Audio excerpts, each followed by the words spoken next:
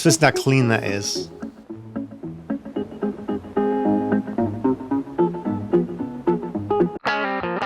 Hey friends, Darren here in Nashville and welcome back to the channel. Today we're diving into the world of the fingerstyle legend Chet Atkins.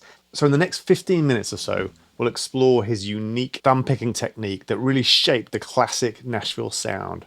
So let's jump right in. So Chet Atkins was often called Mr. Guitar, and he was a central figure in defining the Nashville sound. He used this thumb and fingers approach, and he actually took the earlier style of Merle Travis, coined as Travis picking. Here's a little bit, check this out. Merle Travis, he was an amazing, really amazing guitar player.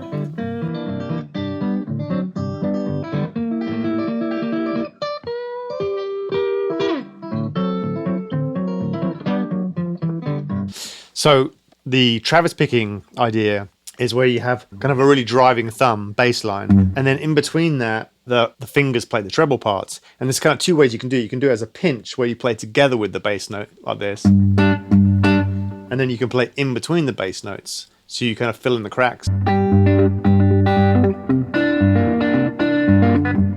So Chet Atkins kind of took that style and kind of built up on top of it.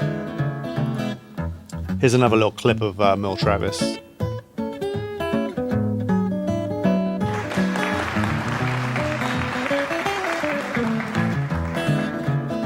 So you can notice there, he's playing his chords with this technique where he's playing the half bar here, and then he's playing the bass note with his thumb. Actually in that, he's playing this really cool chord there where it's like, it's the weirdest way of playing an E7. That's a killer little chord there. It's kind of like an E9 over G sharp. So Chet Atkins sort of took that style and built on top of it. Here's a little clip of him playing Black Mountain Rag.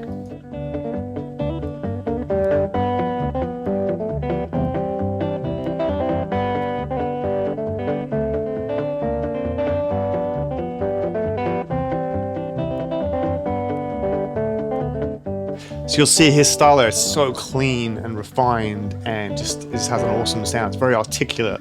So even though he used a thumb pick on his right hand, you don't have to use the thumb pick to play in the Chet Atkins style. You can play it with a pick, like this, pick of fingers. Or you can play it with your fingers.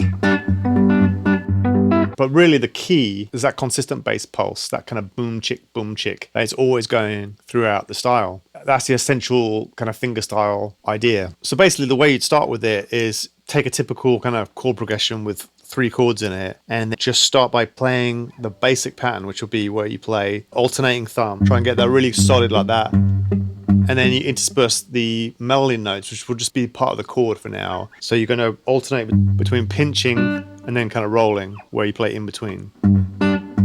Like that, okay? So it's going to be thumb, pinch, and thumb in between, like that. There's lots of variations on it, but basically the main thing is to keep that thumb really consistent. So like this.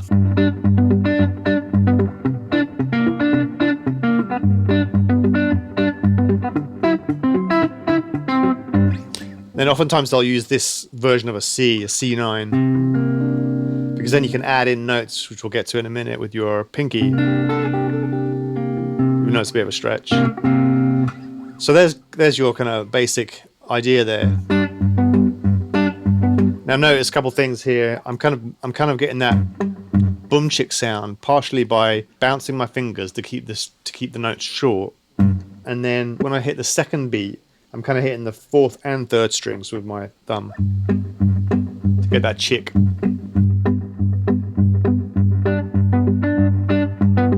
Okay, and then when you get to the C, a lot of times what they would also do is rotate between the root note and the 5th to get this sound.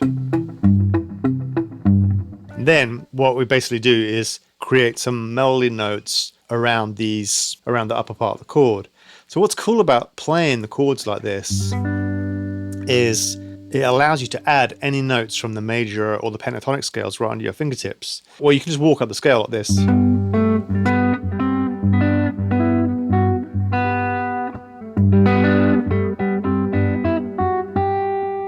And then you can also add in the blue notes, which is a bit more of a stretch. A really common one would be to add in a sixth like this, which gives you a great rockabilly sound.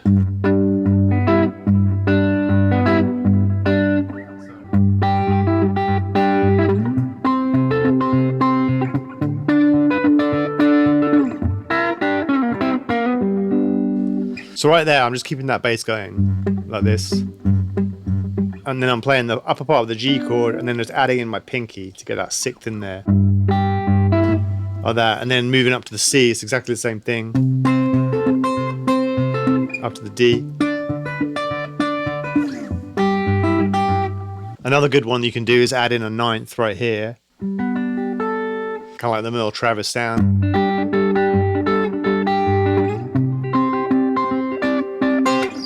And then you can add in both.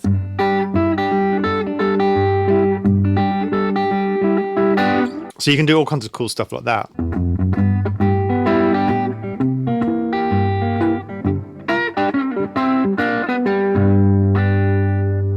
So when Chet's playing, the thumb is almost like a separate instrument, laying down a steady beat under the melody. Like if you listen to the classic Sandman, you just hear it so clean and awesome sounding. Just listen to how clean that is.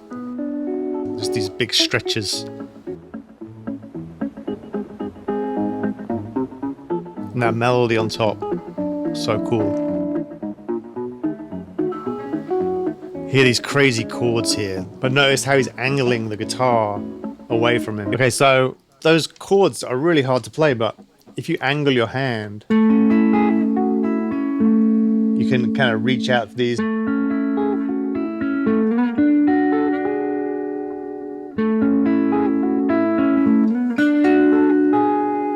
Still really hard to play though. But just listen how clean that is. One part of the magic is he'll let certain notes of the melody ring out, and then certain notes will be short, so it creates this really kind of magical sound.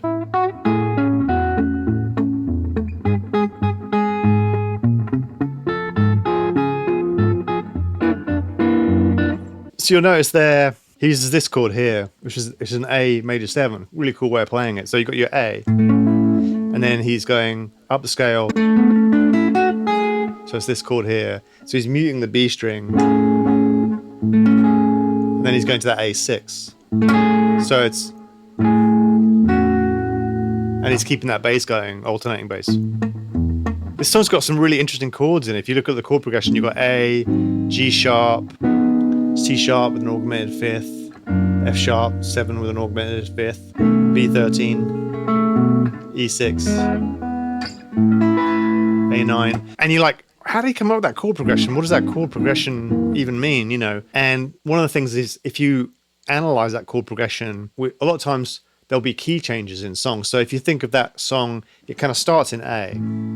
But then if you analyze that chord progression from the point of view of the key of E, like in the key of E, you've got E, F sharp, G sharp, A, B, C sharp, and then D sharp half diminished. So those are the chords. But a lot of times in kind of jazzy stuff, what they do is use secondary dominant chords, which is where you take your minor chord, like your 2 chord, and you turn it into a dominant 7th chord. So you'll get these kind of chord progressions where you'll use an E to an F sharp 7, or an E to a G sharp 7, so it's a secondary dominant, or even a C sharp.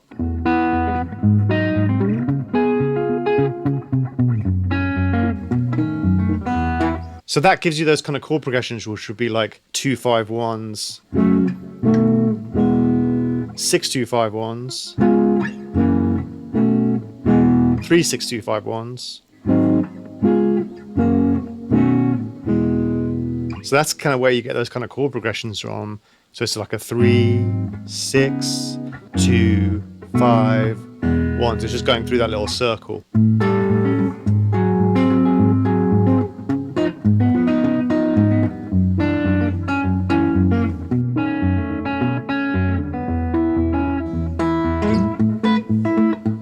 So you can see it's a really killer chord progression,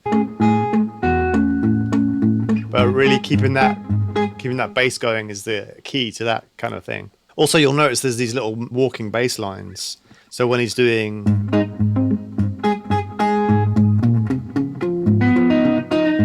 Now, when you're doing those walking bass lines, essentially, you can either walk up chromatically to a note, or you can walk up the scale.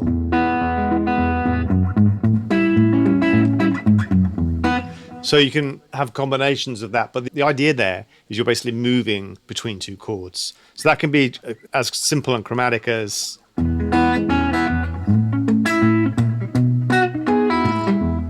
or it can be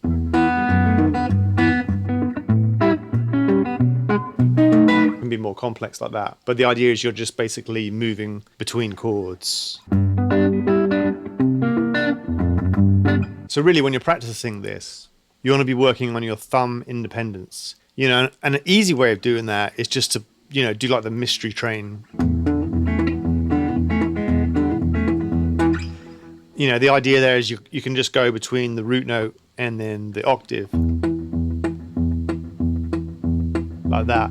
And then start putting melody notes on top of that. So rather than trying to think of it all at once, what you want to do is focus on getting that bass independence and really getting those bass notes solid. And then it's almost like a different part of your brain operates the melody. So you can kind of, once you practice it, you can kind of separate the two things. Just like when you watch a drummer playing, how they're, you know, playing the kick drum and then the hi-hat or whatever.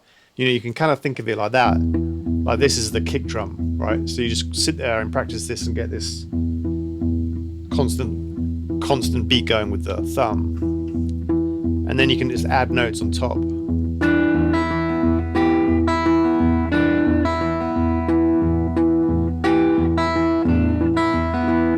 So that's a good exercise to do. You're just going an octave there and then walking up and down the pentatonic scale. Very swampy sounding.